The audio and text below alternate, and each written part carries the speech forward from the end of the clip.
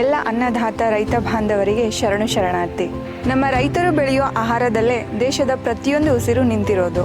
ಆದರೆ ಈ ರಾಸಾಯನಿಕ ಗೊಬ್ಬರದ ಹಾವಳಿಯಿಂದ ನಮ್ಮ ಆಹಾರದ ಗುಣಮಟ್ಟ ಇಂದು ಬಿದ್ದೋಗಿದೆ. ನಮ್ಮ ಮಣ್ಣಿನ ಫಲವತ್ತತೆಯನ್ನು ಹೆಚ್ಚಿಸಿ ಯಾವುದೇ ರಾಸಾಯನಿಕ ಗೊಬ್ಬರ ಇಲ್ಲದೆ ನಮ್ಮ ಆಹಾರದಲ್ಲಿ ರೋಗ ನಿರೋಧಕ ಶಕ್ತಿಯನ್ನು ಹೆಚ್ಚಿಸಲು ಬಂದಿದೆ ಸಾಯಿಲ್ ತಾಕತ್ ಬೀಜೋಪಚಾರ ಎಲ್ಲ ಬೆಳೆಗಳಿಗೂ.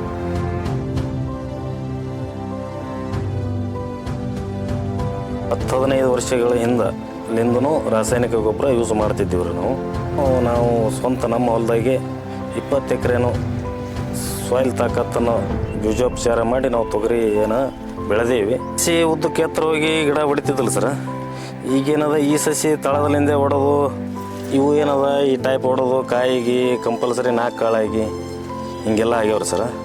ರಾಸಾಯನಿಕ ಗೊಬ್ಬರ ಜಾಸ್ತಿ ಖರ್ಚು ಅದ ರೀ. ಇದಕ್ಕೆ ಅಷ್ಟೇನು ಖರ್ಚಿಲ್ಲ ರೀ, ಕಡಿಮೆ ರೊಕ್ಕದಾಗ ಇದು ಚಲೋ ಅದ ರೀ ಸರ್. ಕಣ್ಣಾರೆ ನೋಡಿಂದ ಎಲ್ಲರೂ ಮುಂದಿನ ಸಾರಿ ನಾವು ಮಾಡ್ತೀವಿ ನಮಗೆ ಹೇಳ್ರಿ ಅಂತೇಳಿ ಕಿಸಿಂದ ಎಲ್ಲ ರೈತರು ಅಭಿಪ್ರಾಯ ಅದಾವ್ರಿ.